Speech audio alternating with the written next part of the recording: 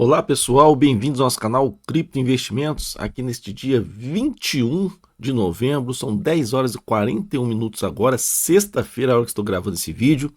Galera, o Bitcoin agora está em 83.988, quase 84 mil dólares, lembrando que ele já chegou a bater hoje abaixo de 81 mil dólares, chegou ali 80 mil dólares 780, vocês vê. Já subiu um pouquinho, isso daqui é bom para quem faz aí o alavancado, futuros, né? Aposta de um lado, aposta do outro. Muitas vezes essa descida aqui, ó, na hora que subiu aqui, já deve ter liquidado muitas pessoas, né? Como também antes poderia ter liquidado quando desceu, pode ter liquidado quem estava apostando na alta, tá, galera? Mas vamos lá, galera. Notícias aqui, vamos ver como é que esse mercado tá perante aos outros ciclos aqui, galera. Eu não me prendo muito a essas coisas de ficar vendo gráfico, analisando o gráfico perfeitamente. Eu analiso o gráfico mais assim pelo histórico. Não, o cara ficar a Fibonacci, é ficar analisando a média dos últimos 200 dias. O cara faz um montão de coisa, lá faz uma previsão e no final nunca dá aquilo. Por quê, galera? Criptomoedas e Bitcoin não se analisa por gráfico, por essas coisas de tendência, não muda, galera, é situações, ainda mais hoje em dia que o Bitcoin está espalhado em mão de governo, de banco, tá? Então você não adianta ficar fazendo essas análises gráficas aí que não vai levar a lugar nenhum, tá? A gente apenas faz comparação, não análise gráfica, sim, mas uma comparação que é muito mais indicado para o mundo cripto, que é muito volátil, tá? Aqui vem dizendo, por exemplo, do Bitcoin aqui, né? Mas falando aqui do que está para acontecer, esperando notícias aqui do Fed, vocês vão abaixar a taxa de juros, vem relacionando isso aqui, a taxa de desemprego, por exemplo, que teve uma queda, né? Por exemplo, ó, em setembro foram criadas 119 mil vagas, superando a projeção de 51, ou seja, mais do que o dobro de vagas foram abertas lá nos Estados Unidos de empregos, né? Então isso daí melhorou. Só que eles fizeram uma revisão lá do passado de agosto e lá tinha dado 22 mil contratação para 4, e teve um erro lá, tá? Mas aí, de qualquer jeito, galera, essa taxa de desemprego aqui, se eles vendo essa revisão, se realmente teve o desemprego lá aumentou, não aumentou, dependendo disso daqui, vai ter que ter uma injeção de dinheiro. Então, taxa de juros vai ser uma opção que o Fed vai ter que dar, a única opção, basicamente. Então, vai ser a terceira redução de taxa de juros aqui nesse final do ano, tá?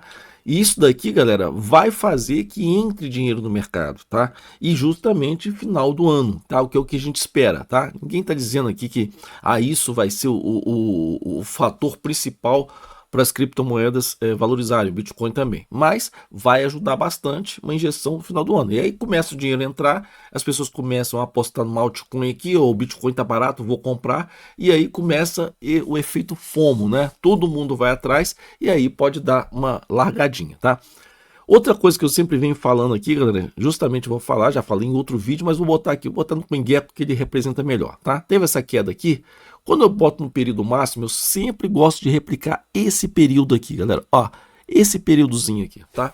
Que é o período de 2021, onde nós tivemos a ATH dele, a primeira ATH, que foi de 63 mil dólares, lá em abril, 13 de abril de 2021. Depois, galera, o Bitcoin veio buscar aqui, ó, 29 mil, menos de 30 mil dólares, ou seja, uma queda de mais de 50%, uma desvalorização de mais de 50%, isso em ano de bull market, em alt season. Aqui foi uma debandada de pessoas, muitas pessoas saíram do mercado, acabou, chegou o bear market, e aí, o que aconteceu? O Bitcoin deu uma subida, voltou ali para casa de 52 mil, saiu de 30 mil, foi para casa de 52 mil, muitas pessoas se empolgaram, outras quando caiu de novamente aqui é o voo da galinha, e aí a gente sabe a história, que lá no final do ano, aqui tá 67, mas chegou a bater 69, dependendo do agregador, e aí sim depois ele decolou para entrar no bear market de verdade. Acabou o ano, já tinha feito a alta realmente, as altcoins já tinham valorizado bastante. E outro corte que eu gosto de fazer, galera, é aqui também em 2017, vou fazer um cortezinho aqui em 2017, tá? Vamos lá, 2017, tá? Em 2017 a gente sabe que houve isso daqui, ó. Houve aqui em 2017, em dezembro, nós tivemos a TH do Bitcoin naquele momento ali, que deu 19.665 aqui, tá?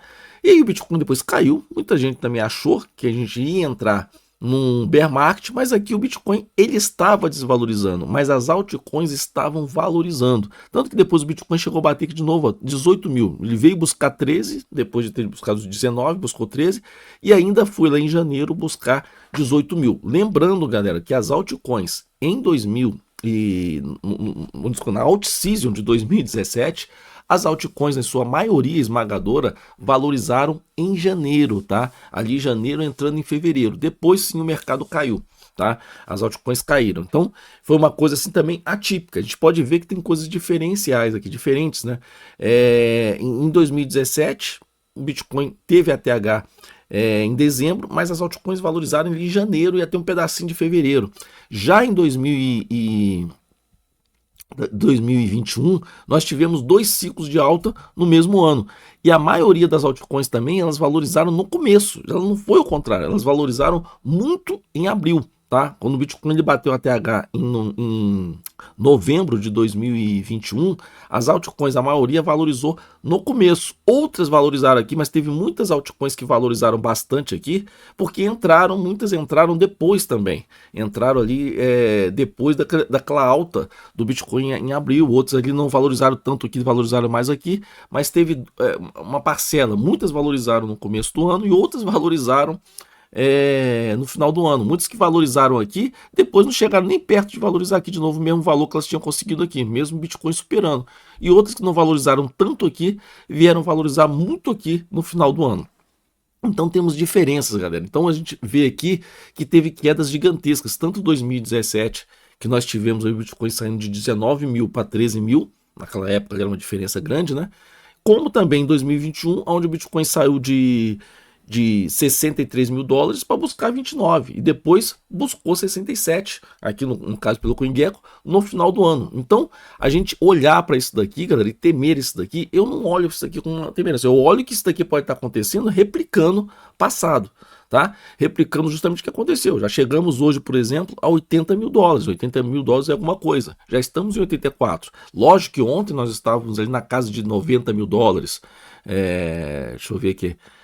Saiu aqui no começo, ó, 91 mil dólares, e você vai buscar 80 mil, 91 por 80 mil, assusta, mas também da mesma forma que você está em 80 mil, já busca 84 simplesmente no amanhã, né? A gente estava nesse valor aqui de 80.700, aqui ó, 9h30 da manhã, agora galera, são aqui ó, 10 horas e 48, pouco mais de uma hora depois de ele ter atingido aquele fundo de 80 mil dólares e alguma coisinha, já buscou 84, ou seja, basicamente já valorizou 4 mil dólares daquele fundo. Então, oportunidades aí também, a gente tem que ficar de olho, comprar na baixa e tentar revender na alta.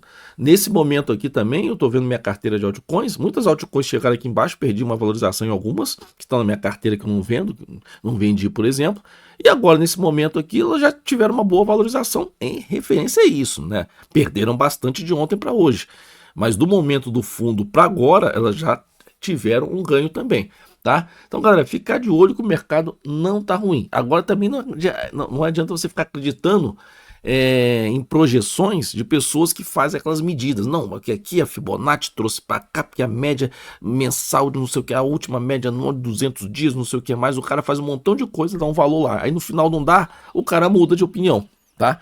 Aqui não, a minha opinião é que a gente ainda vê o mercado ainda dando um respiro nesse final do ano, tá ok? Ainda acredito nisso, mas isso daqui eu trazendo um retrospecto de outros, lógico que cada ciclo tendo uma similaridade ali, né? Mas também tendo algumas diferenças ali, tá? Cada ciclo é uma diferença, tá? 2017 é diferente de 2021 e como 2021 está sendo bem diferente de 2025, mas ainda não tivemos também uma surpresa nesse final do ano, também devido a N fatores que a gente está tendo nesse ciclo, né, de conflitos aí mundiais, de coisas de economia, de um montão de coisa que está acontecendo aqui, fora o que eu falei, de grandes players que em 2022 não queriam saber de Bitcoin, governo em 2022, ciclo de baixa, governo, banco, tudo era contra Bitcoin, né, e hoje está tudo a favor, tudo quer ter Bitcoin, então a gente vê como é que mudou em apenas 3 anos aqui,